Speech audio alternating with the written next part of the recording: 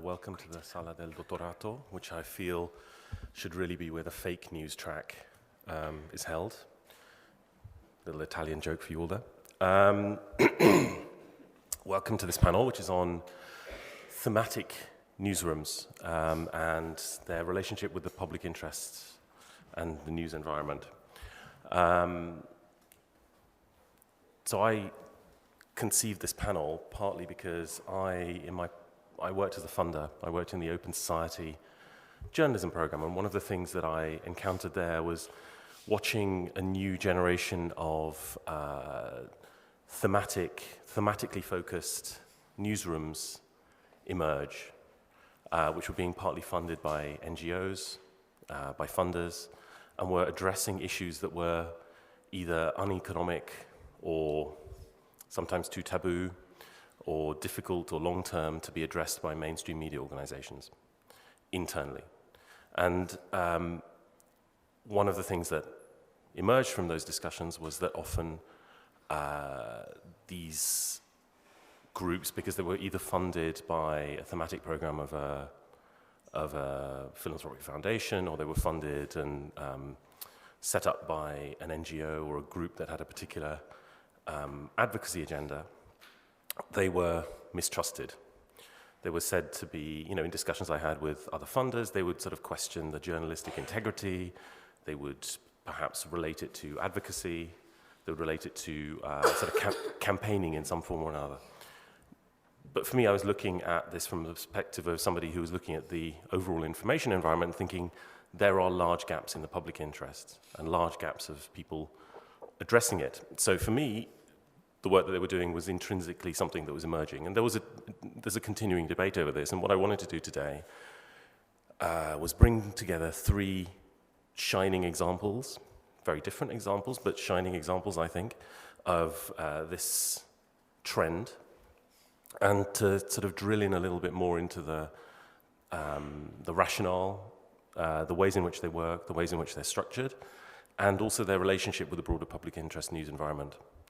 So the three that we have today, we have Emma Howard, who's from Unearthed, which is an independent editorial unit, journalistic unit, that is backed and is part of Greenpeace. Is it Greenpeace International or Greenpeace UK? It's Greenpeace UK. Then we have Nick Mathiasen, who runs Finance Uncovered, which is a spin-out of the Tax Justice Network. Also UK-based, and another also UK-based. This is the last year we're allowed into Europe, so I thought I'd just do lots of UK-based people. Annie Kelly, who works at The Guardian and covers the modern slavery and labour exploitation. Is that the new title? Yeah, we've got lots of different titles. It's kind of exploitation in focus at the moment. Exploitation. Snappy, we're trying to change that. Okay. So, what you have is a unit that's based in a very, very strongly campaigning NGO and membership organization to some degree. Or member-supported organization. An independent unit that's sort of small organization that works with mainstream publications, with journalism around the world, and then you have somebody who's sitting inside one of the world's leading news organizations. So I thought that would give three avenues into this field. And I wanted to start off really just by asking you, because I think this is one of the key challenges that many of you face, and many of the organizations or units that are similar to you face. Explain how you are independent, why you're not captured by donors, or you're not doing somebody else's agenda. I think we ought to just address that up front. So. Sure. Hello, that's working, yeah. So we are 8 journalists based at Greenpeace UK, although we do cover some international stories. We cover generally mostly long-form investigative stories, but we also do sort of shorter-form stuff and non-investigative stuff. And it's we do a lot of our work in partnership with mainstream media, but a lot of it we also just publish on our own site. So to the independence question, so we we set up sort of, the key thing is that our decision-making process is separate from Greenpeace. So Greenpeace doesn't get sign-off on our stories. We have separate editorial meetings. We base our judgment on what stories we're going to cover and how we're going to cover them are based on news values. And everybody bar one of the 8 journalists has come across from mainstream media. And the founder of Unearthed and the editor was the BBC's energy and business correspondent. So I think that sets kind of quite a rigorous backbone to it, really. So the decision-making process is separate. They don't get sign-off. We don't cover Greenpeace, so we don't write about Greenpeace campaigns or ever use Greenpeace as a quote. Can you investigate Greenpeace? Well, no, we don't. We have that rule, Just so we don't cover Greenpeace because I don't think anybody would really be able to look at that and say that we would doing it, in a objective way. It'd be very hard to make that argument. Although, of course, the BBC covers itself, but could have a long debate about that. But we made that decision not to do that. And we are all members of the National Union of Journalists, and we all abide by their code of conduct. And we never act as spokespeople for Greenpeace. We never write Greenpeace quotes. We never write Greenpeace press releases. Okay, I think that's a good context. Nick? Hi, good afternoon. So I work at Finance Uncovered, and our mission is to increase the quantity and quality of illicit finance and exploitative finance, particularly in the emerging and developing world. And we do that, first of all, by training journalists and activists to investigate and understand finance, particularly offshore finance. And then we help participants to get stories into the mainstream media. We train 323 journalists from 92 countries in our 5 years. We do kind of like 3 or 5 day courses, and also we work with media organisations. We do also do training for organisations like ActionAid and Transparency International and some unions as well.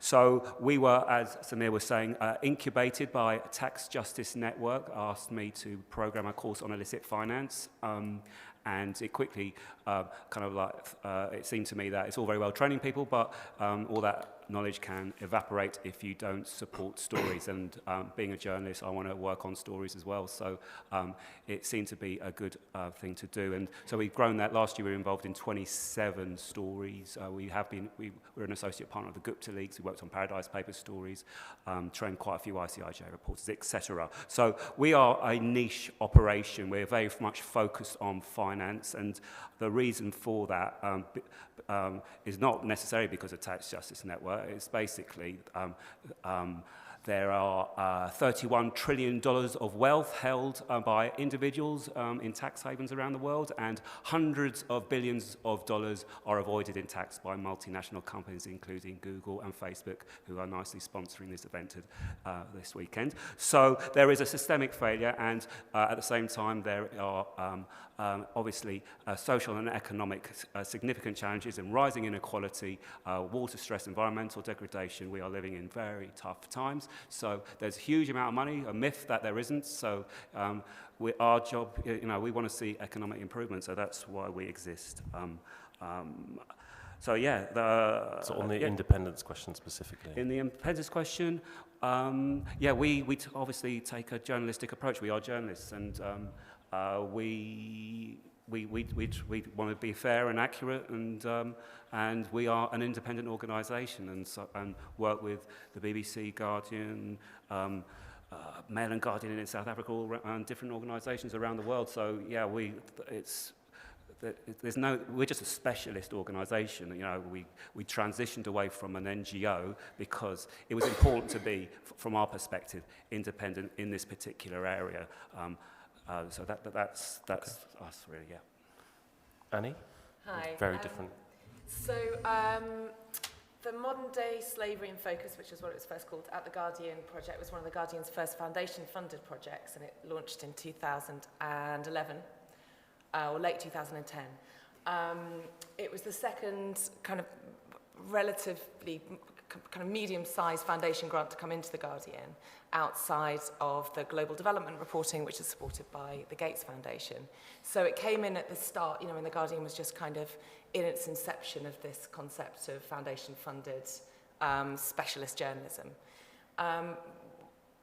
The idea of kind of having a project which looked at modern-day slavery and trafficking was that it was already a topic that The Guardian was considered to be a leader on, in terms of it was one of the only global media organisations at that time that was doing really had invested much in looking into slavery and trafficking as both a kind of economic, also social and a human rights phenomenon.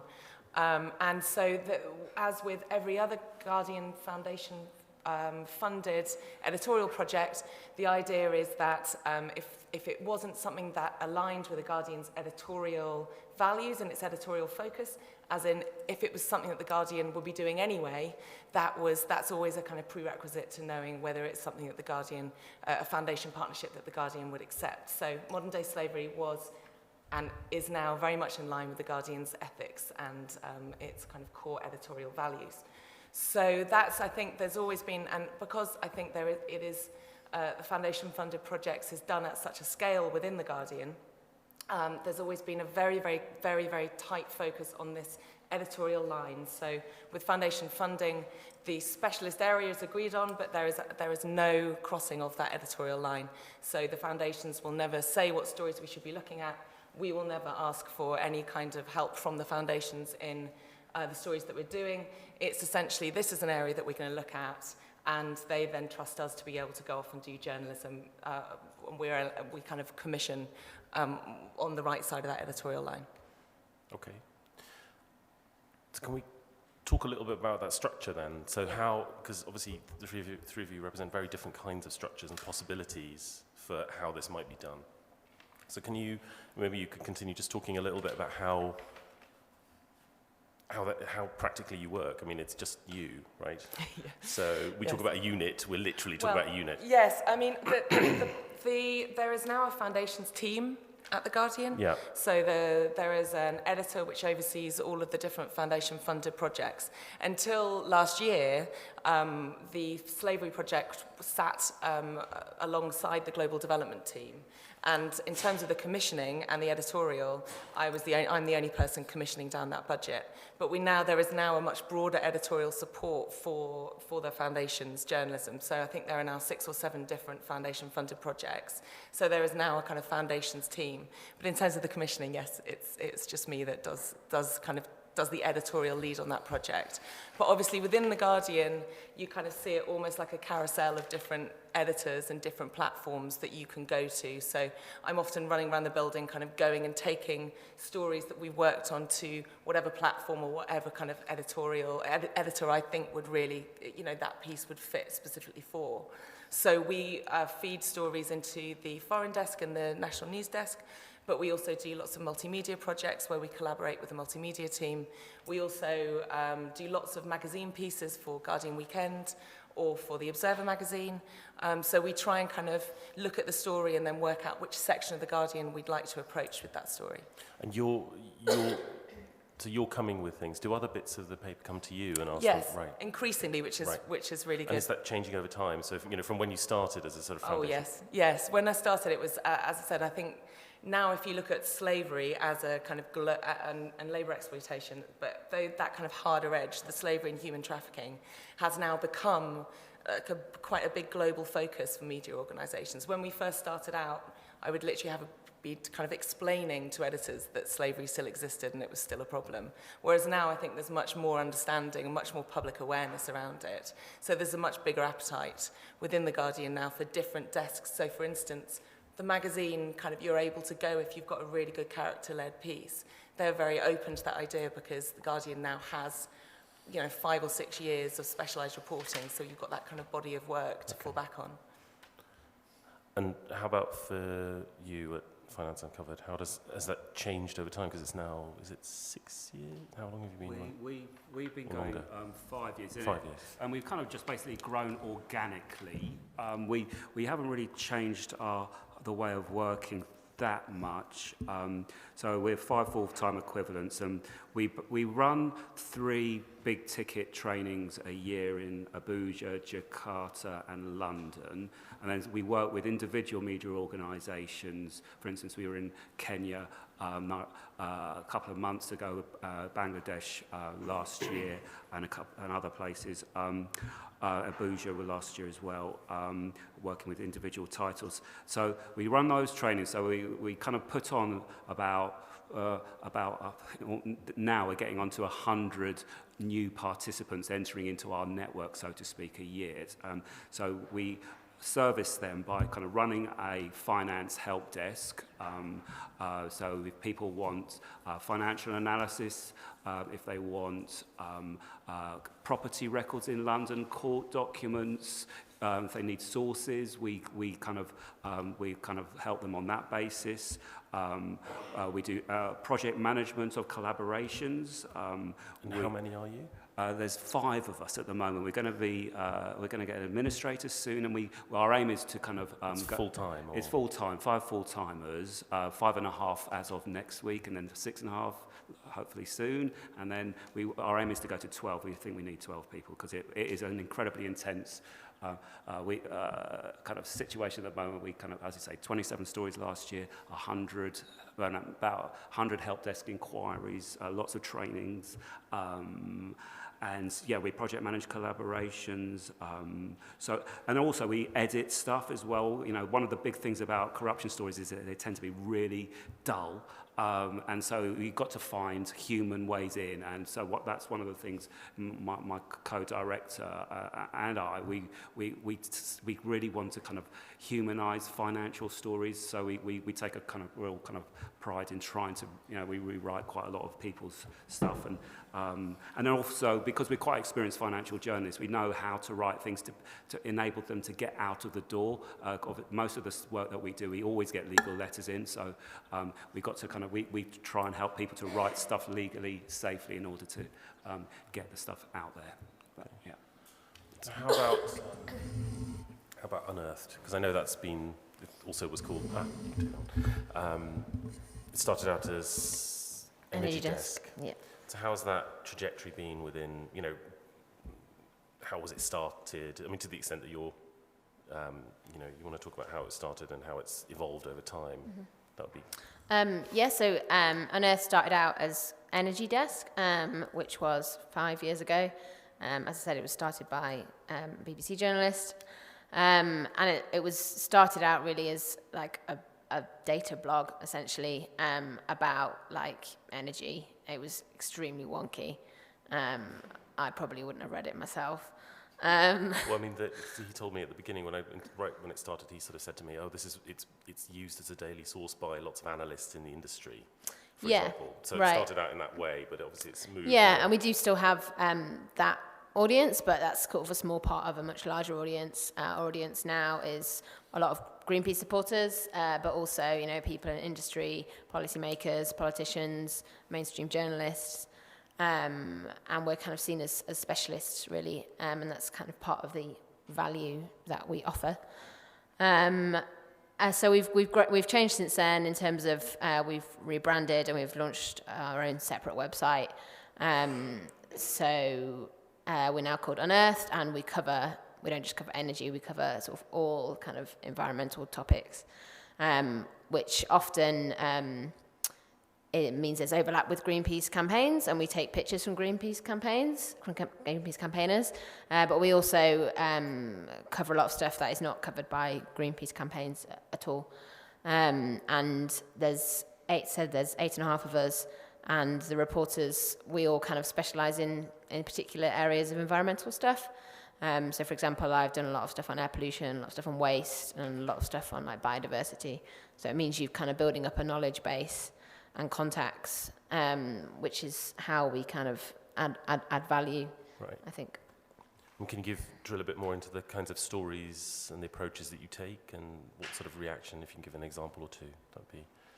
Reaction? What sort of stories specifically have you done in that area? And we talked a little bit before, and you were saying there's a distinction between the short form and the long form as well, so you've got two sort of ways of approaching the journalism about those topics Yeah. too. So Sure, yeah. So half the team is, well, there's three kind of long-term reporters, and they basically just do stories that will take maybe 4 to 6 months for one story. And then there's 3 other people, including myself, who tend to do shorter form stuff. But it does vary a lot. So I've done stories that have taken anything from like an hour to stories that I've spent 6 months working on. So it does vary a lot, and we do written stuff and multimedia stuff. Examples of stories, one of the big stories I worked on was a data investigation into air pollution around nurseries and schools. So we mapped out all the like levels of illegal air pollution across the UK, and then we mapped that alongside nurseries and schools across the UK, and found how many schools and nurseries were actually in sort of illegally polluted areas. And that was kind of the first time that a kind of investigation had focused the air pollution debate so squarely on kind of health and children. And so I think that had quite a big impact in kind of shifting the debate, which had previously been kind of quite transport focused. And that was, for example, that was referenced in Parliament. The Tory Environment Minister was asked about it in Parliament. Since then, for example, there's been like guidelines launched for schools on how they deal with air pollution. So that was one example. Another example, we did one on fishing rights. So at the moment, Brexit is happening. And one of the kind of big industries that could be, well, it's not a big industry, but one of the industries that could be most affected by that is the fishing industry. There's been a lot of talk about the UK sort of reclaiming its fishing industry and getting fishing quota back again. So we tracked who actually owns the fishing quota across the UK, and that's been informing the debate in Parliament about what should sort of post-Brexit fishing policy be. okay. I mean, Annie, do you want to come in on sort of examples of stories and sort of different approaches that you've taken?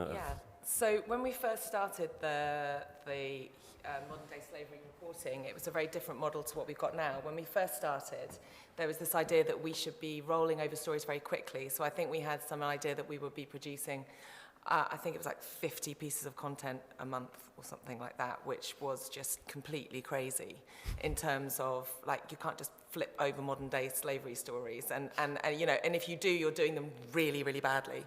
And so about kind of 6 months in, we kind of just thought, oh, we just can't do this. This is completely nuts. Like, what is it that we're actually trying to do? So it was kind of pivoting away and saying, okay, we're not trying to be a newswire on kind of modern slavery and trafficking. What we really want to do is actually look at this as an investment, and what we're really going to do is we're going to plough all of the kind of commissioning budget that we have into doing really, really deep dive investigations that might take 6 months, 8 months. I don't think we realised that every single one that we would try and take on would take that long. It was a real kind of learning curve.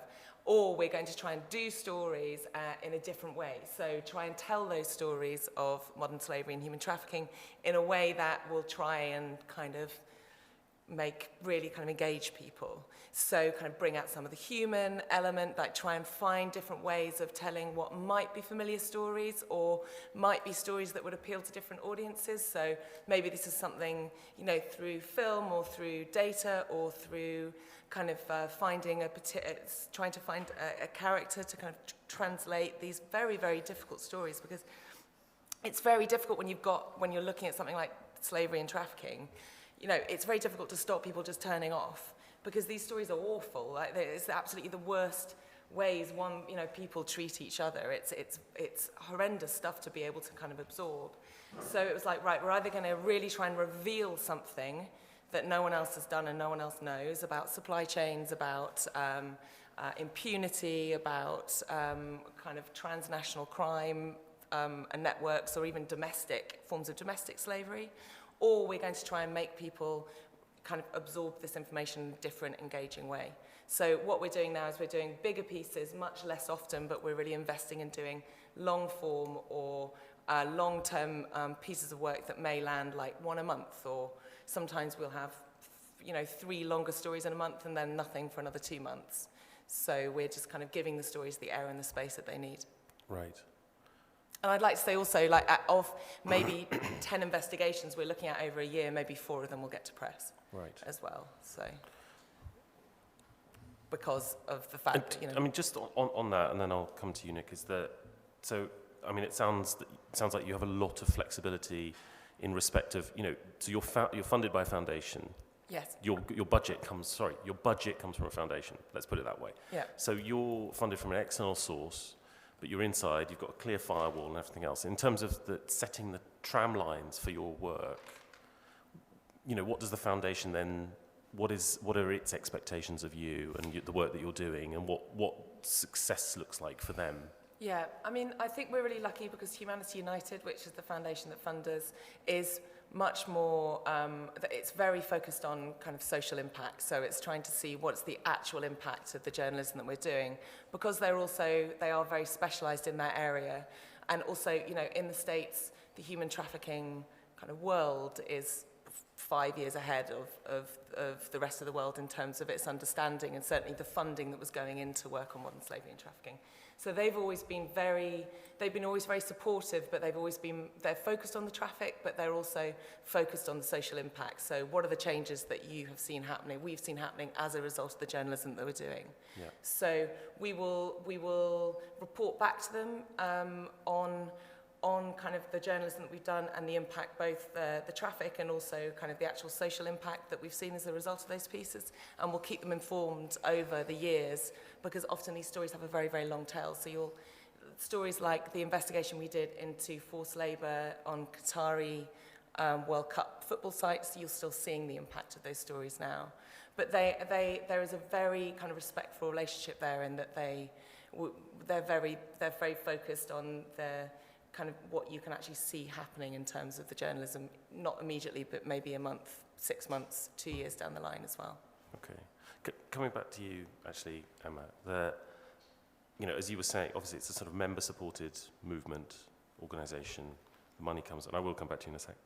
But what's that relationship feel like? I mean, you know, because to me, when I think, you know, I open my newspaper and out fall some leaflets, and one might be, you know, support this Greenpeace campaign or whatever. And when I look at your work, I think, is the day going to come where Greenpeace actually puts a thing in The Guardian and says, you know, become a member of Greenpeace and support independent journalism? I was wondering what that sort of relationship you feel is with the sort of the wider movement and the sort of people who actually put money into Greenpeace. From a funding perspective? Yeah, and how you feel about it with that, you know, what you, you know, I mean, with all the caveats about sort of editorial independence and everything else, is there a sort of also underlying it, you know, there's a lot of talk about membership models and various other sorts of things that are infusing the sector. You know, you're part of something that is, you know, has got a passionate, committed, you know, both national and global reach and membership. Does that, how do you experience that as an independent journalist within that sector, that organisation rather? I mean, Greenpeace has, so when people donate, they don't donate to Unearth, they donate to Greenpeace, right. And then we're funded by Greenpeace, essentially. Yeah. But does Greenpeace foreground that ever and say, as part of your donation, we're doing journalism? So, sort of for the first time, really, when we relaunched about a year and a half ago, we launched as Unearthed. Part of that was Greenpeace sort of did a big push to their supporters, both in terms of asking for donations to support our work, but also in terms of just sort of telling their supporters about our work. And apparently that was really successful and people were really interested, both to kind of, we had a big boost to our kind of email subscriptions, and you know, it was successful financially, I believe. I don't have any statistics, but yeah, and that's partly because it was new and there's not sort of many sort of charities doing this sort of work, and partly I think because not many news organisations are really kind of doing in-depth environmental work, so people were excited about it, yeah. So I think it is part of the sale and will maybe become more of a part of the sale. Okay. But of course you do have to be careful because you can't fundraise off kind of specific stories if there's like a legal risk or something, because you're creating a bad incentive. Yeah. So we would not Right. We're quite choosy about where on our website we might put sort of requests for donations. Yeah. Okay.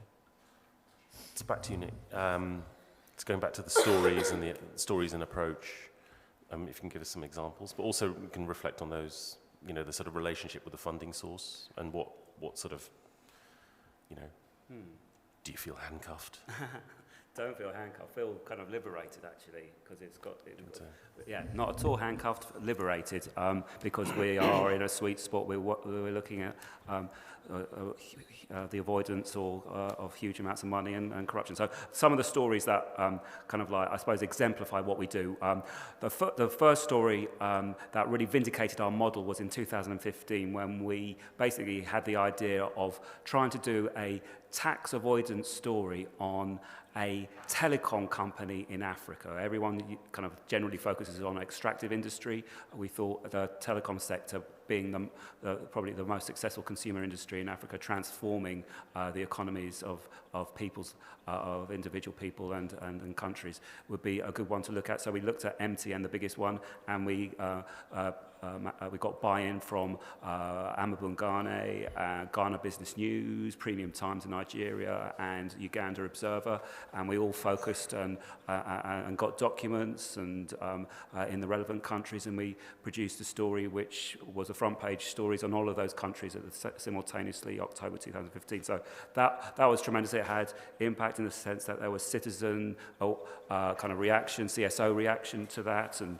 in Nigeria, I think that kind of like prompted certain kind of like tax inquiries as well. So that was cool, and that was the first one, and that gave us the calling cards then to go to funders and say this can work, basically, and so that's really was the start of our transition out of from TJN, Tax Justice Network. A story I was particularly proud of was we focused on a gold contract in Burkina Faso, working with Sonozo, a West African federated investigative unit, and L'Economiste de Faso, the newspaper there, business paper.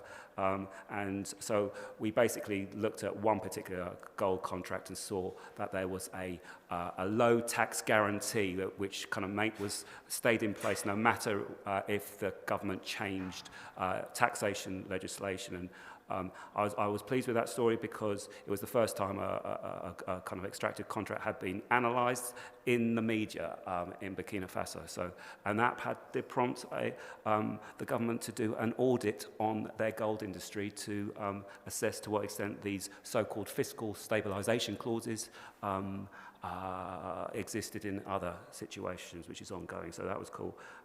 Finally, a recent story we did was we basically have been following ships that are being broken up on the beaches of Pakistan, Bangladesh and India that are toxic ships, and they're using flags of convenience from St. Kitts and various other tax havens. And so we did this story. So far it's only been published in the UK in The Independent, but it soon will be in Bangladesh with our partner there. And we like that one because it's basically kind of example of the offshore world kind of being placed in an environmental degradation situation, and so far no impact on that one, but it's early doors because once we start to get the story into hopefully Bangladesh, India, and Pakistan, then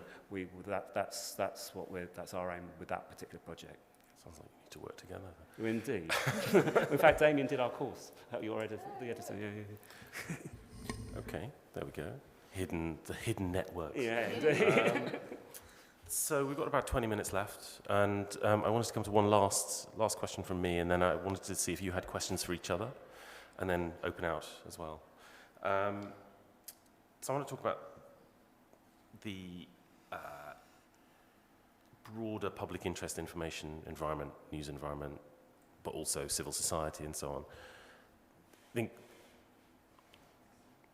you're all working in pieces of it. You're doing public interest work around particular areas which traditionally have been seen as areas of campaigning. But you're doing, I would say, but maybe you disagree. So that's what I want to drill into now, when you look out at the broader information environment, the journalism field, all these panels and things going on in this festival and so on, what place do you see for yourselves? Where do you fit in, or don't you? And well, let's start there. What are you changing about that environment, or what are you adding? Are you a challenge to what's there already? Are you an addition? Are you a new model? How do you see yourselves in that respect? That broader public interest information and journalism environment? Or throw the question back at me and say, we have no idea what you're talking about. Go for it. Okay, well, from our point of view, we see ourselves very much as part of the ecosystem of illicit finance, investigative reporting. So we are, I think we see ourselves as helping stuff happen and supporting work. That's kind of our primary role. We want to, our area of work is kind of like, it's technically difficult and it's legally sensitive, and so people need to have confidence. Accounts can be quite intimidating if you don't know about them. So we want to increase capacity and technical ability and confidence, help get stuff out there. So But is that because there's a deficiency in what's being reported now? Is that because it's captured? Is it because it's just not very good, or it's too fast? What's different qualitatively about why you're doing what you're doing and why it's different? Yeah, I mean, I think there is generally a capacity problem in the sense that, I mean, when I started, I went to journalism school, but I didn't get any financial journalistic training when I went to journalism school. When I did the course, this is the type of course I would have liked to have had 25 years ago when I started. And so, and there are still gaps in financial journalism at journalism school. So that's, in the future, we're going to be hopefully aligned with certain journalism schools around the world to try and motor that. So I think there's that issue.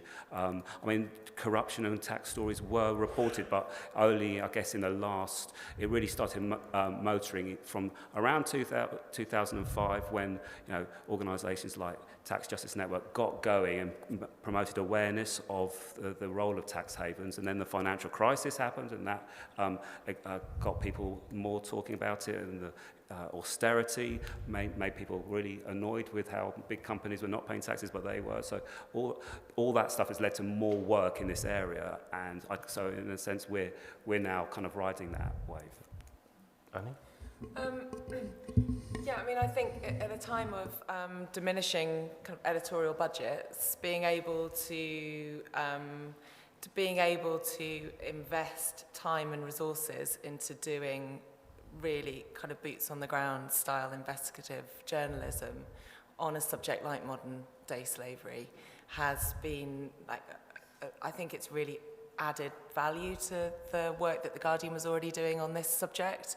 I think in a wider sense it's also helped kind of push other media organisations to look at modern day slavery and trafficking as being something that they should also be investing in. When we did a big investigation into prawns or shrimp and Thailand and the kind of supply chain, The Guardian was the first media organisation to be able to actually stand up that, there was kind of really horrendous chattel slavery in the supply chain of prawns and being sold all over the world in supermarkets, kind of in the States and Europe and the UK. As a result of that investigation, it was then taken up by AP, by the New York Times, by other kind of big media organisations around the world. And I really feel that and other work has really helped kind of lift this as an issue that not only the media feels it should invest in, but in terms of levels of public awareness, it's also really greatly kind of improved that, and that people now recognise modern slavery as one of the biggest, if not the biggest, kind of human rights kind of issue of our time. So I do feel that being able to kind of have those kind of spend that time at a time of diminishing editorial budgets, being able to actually add that kind of value to the reporting that The Guardian was already doing has been, a really significant achievement of this partnership. And have others approached you to work with you from other organisations, or has it stayed primarily within the Guardian's? No, I think what we've done is just really try and kind of use the amazing kind of resources that the Guardian's already got in terms of its journalism, in terms of the platform, obviously, that the Guardian has. We have talked about working with external groups, but it's kind of just making sure that it's the right fit. And we have to be, you know, we're Careful. kind of very focused on the kind of journalism we want to be producing, so, yeah. So no Not yet. Entertainment Weekly, no Entertainment Weekly No, relationship? not yet. No, we haven't found Yet. the right slavery All right. fit with that. How about for you? Yeah, I mean, it's similar, really. Largely, the main benefit is having the kind of time and resources to do like long form, to do investigative journalism, and to take bigger risks. You know, to take risks that a story is not going to pay off. And, you know, that does happen. You know, we've invested money and time in stories that haven't, you know, come to anything, and that's just kind of, you just have to accept that. If that's not happening, then you're not taking big enough risks. So it kind of gives us a liberty to do that. Stuff like Undercover, you know, to take like big sort of legal risks or financial risks that newsrooms increasingly just don't have the time and resources to do. Also, advantage of not having advertising, so any of the kind of issues that come with that. As I said about the kind of specialising, that means you kind of develop knowledge in areas that mainstream environmental journalists will not have such specialist knowledge in certain areas, and also to kind of push the boundaries of mainstream reporting. So although we partner with a lot of media organisations, and that the work we do there might often be on something like plastic, where there's huge kind of media appetite for that at the moment, but we are kind of reporting that is less often partnered with mainstream media as well. We're kind of pushing the boundaries of stuff that the mainstream media sees as less relevant, but is actually incredibly important. So, for example, reporting on the destruction of the Congo rainforest, which is the world's second biggest rainforest, you know, a huge carbon sink, so really important for mitigating climate change. But how many stories do you hear about the destruction of the Congo rainforest in the mainstream media? So, yeah, and also the advantage of being an organisation that is sort of, it's a lot more relaxed, and it doesn't have the kind of the same stresses as a newsroom, and it does really like invest in its people. So lots of great training and all the long-term advantages that come with that. Lucky you. It's a great office as well. I know, honestly, there we go. Advert for... And we have dogs. Okay, shall we open out any questions from the audience? If we we'll take both questions and then... Okay, thank you so much for the talk. It's really fascinating, and I do kind of really see the impacts from all of your works. We can see like legal frameworks changing, and there are more like organizations are working on particularly the things that you mentioned. So I'm just going to like try to explore more about this impact part, particularly on the law frameworks and regulations. So we can see, for example, now the UK have the Modern Slavery Act 2015. We can also see like there are maybe governments start to be more aware about, let's say, the fishery or like different issues. And when you evaluate the impact, do you also see yourself as like kind of creating or pushing a better legal frameworks or laws to, how do you evaluate impacts? Is it more focused on like civil society or like wider audience, or also include this kind of a relationship with the government? And the second question, it's about, it's more like about how do you try to reach the wider audience? Because I do believe those issues, although it's super important, but I can imagine not all the audience we would like read a lot. So I believe like reaching the wider audience is also one of the very important goals for all of the media. How do you try to like break those traditional, readers' audience? Thank you so much. Thank you. Do you want to start that? But I also want to make sure that I know that there is a funder in the room, and there is also somebody from a major global media organization, or at least a part of it. I wonder if they have anything to say about either of these things. Mm-hmm. But you can think about that. You can reflect in private. Mm-hmm. In the meantime, do you want to take those questions? Any of you? Who wants to? So one on impact and one on... I think we certainly try and track talking about impact and the legal framework stuff comes in. I think we try and track all impact. So so for instance, if we do a supply chain story and a company does any work in terms of reforming its supplier guidelines, if there's been any legal cases off the back of any investigations that we've done, we will certainly keep on top of and very carefully track all of the impact that the stories had in that way. But we'll also look at the really kind of mini impacts as well, in terms of any of the impact it's had in the communities, or even at a kind of household level for any of the people that we've written about as well. So often we will always, obviously, duty of care kind of extends to after we've published an article, so we'll always ensure that any workers that we have interviewed are okay, that if there's been any change in circumstances for them, we're always kind of very cognizant to be able to kind of keep in touch with and monitor the impact on kind of individual lives as well. It's a very tricky, the duty of care that you have to people when you're doing modern slavery stories is obviously very high. So in terms of the legal framework, sadly can't take credit for the UK Modern Slavery Act, but I do think that it's helped. We know that the work that we've done has really helped policymakers and advocacy groups pushing for legal reforms, and we've seen the kind of the help that the journalism that we've done around things like tide visas for domestic workers in the UK has been very helpful in terms of being able to be used to push policy changes. Okay, so I mean, we're only small, so it's hard for us to kind of accurately map impact, but we look at it in a kind of on an individual basis, because we want to see individual participants who've done our training. We want to see their careers go up the food chain, as it were. So we do work intensively with journalists. We get them to come out to the UK to work on specific stories, and so on an individual basis, we want to see people do well. We want to see institutions do well on that basis, or the organisations they may be working for.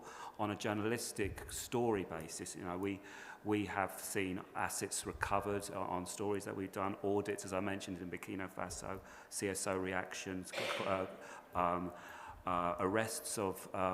We had someone got. We did a story about an estate agent who was helping a particular Nigerian politician buy properties in London, and we saw them arrested. So in terms of the impact, I mean, it's a traditional stuff. But we also see ourselves as a pathway, in a sense, for progression. So we're working with a Bangladesh newspaper, and they are on the radar, for instance, of the ICIJ, but they haven't. The journalists there are really good journalists, but they haven't got some of the financial tools that are necessary to become an ICIJ member. So we hope that our working with them will then see them basically become an ICIJ partner, and if that happens, we will say that is impact. In terms of audience reach, I mean, we're not a publisher ourselves. Well, we do put our stories on a website, but we take a slightly secondary approach. But we would like to see our stories get into. We've worked with the Mail on Sunday, which we want to see the stories get out of the echo chamber, as it were.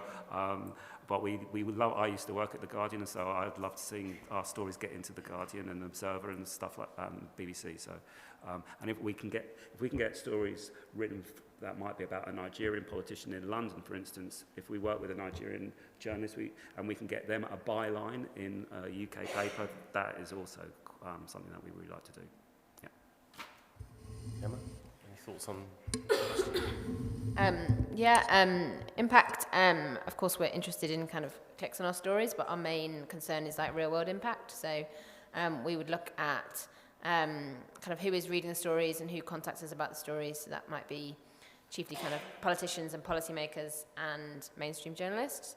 And then we would look at, as you say, like regulations. So, for example, we did a story a year or so ago about the UK lobbying against new EU recycling targets to weaken them.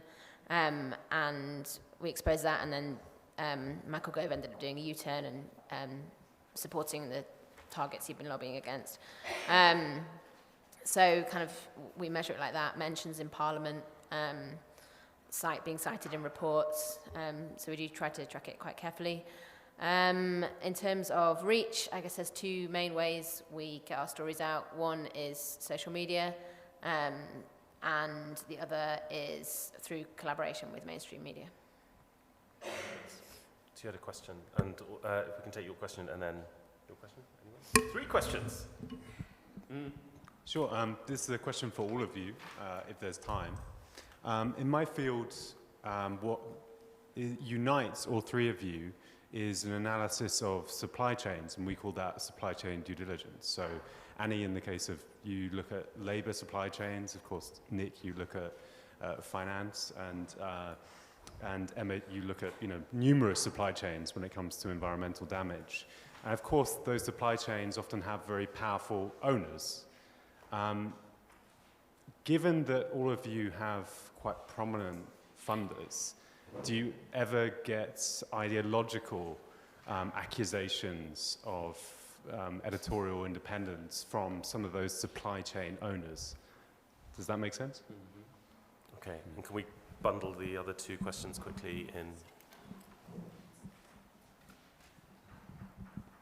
I'm James Dean. I'm with BBC Media Action, which is a BBC's international charity, but actually have a question more related to a previous existence where I worked with Samir. I used to work for an organisation called Scan, which also then became the Panos Institute, and we did a lot of not dissimilar work, raising public understanding, working through journalists and working as journalists to raise public understanding of issues. Scan was the first organisation to really break the story of HIV way back in the early 1980s. I started working on climate change in 1983, and covering issues like genetically modified organisms and things like that. The question, though, so I see the value in this, a massive value in this, but I also see when working around the world is that so much of the airways and so much of the public space is now dominated by advocacy. It is now full of campaigns and programs and sponsored journalism. And a lot of the blowback I'm getting from a lot of the people I talk to, journalists in country, is that we want to cover the issues that matter to the people, to the publics in our countries. And we're constantly being trained and supported and given material to cover the issues that donors want to cover or NGOs want to cover. And I think it might be a bit of a kind of canary in a coal mine, looking at those kind of contexts where journalism doesn't have a business model. And actually, the whole future of this could become increasingly sponsored journalism, could become very removed from what people really most want to talk about. Do you want to, in 60 seconds each, tackle that? Those 2, the supply chain and this, and then we have to close. Mm-hmm. Annie? Yeah. Supply chains, we always try and make, at the supply chain work that we do, we try and be so forensic in the way that we do it, which is why it always takes months and months and months to do, that kind of ideology doesn't really come into it. I mean, if you're a big company and you're not paying the workers, or you're subcontracting to companies who are not paying their workers, or there is kind of, you're not checking your supply chains enough to know that there are men, who are being kept as slaves on boats off the coast of Thailand. I think, it's quite easy to, if you're able to kind of stand up your journalism enough to be able to say, these are just the facts. This is not an ideological kind of drive to crush your business. This is just, we're just presenting the evidence as we have found it, and I think you have to obviously be very robust in that. So I think with this, that's why we take such care with our supply chain work, to try and make sure that there is no question in the kind of strength of the evidence before we publish anything. In terms of your question, yes, I think we're at a strange moment, aren't we, where the industry's changing in ways that we have no idea, kind of where it's going. That the same, the criticisms of, when journalism was kind of funded by advertising, there were similar ethical questions being asked about that relationship. with the foundation work, from the Guardian's perspective, this idea that if we wouldn't write about it anyway, this is not a partnership that we would pursue, I think tries to mean that any work, any editorial that we're, any journalism that we're doing through foundation-supported projects we have to make sure that they remain very in line with those kind of core editorial values and the focus that the Guardian would take anyway. So when it comes to a subject like modern-day slavery and trafficking, this is just an expansion and a continuation of an issue that the Guardian was working very hard on anyway. But yes, I agree with you. It's uncharted waters ahead, I think. I'm very sorry, but I'm getting frantic signals from the back where we have to give the last word, as so often, to the Guardian. Ooh. Sorry. Surely there's a last word. All right, 10 seconds. I'm very keen to take on James's argument. I mean, so the journalists that we work with are really hacked off that politically exposed people are sucking money out of their countries, or extractive industry companies are sucking money out. They come to us. They want to get their societies better. So that I kind of don't think that we are leading. They are demanding, and so we're servicing their needs. I think that's the key thing, because it's about economic justice at the end of the day. Okay, thank you very much, all three of you. Thank you. And thank you for coming.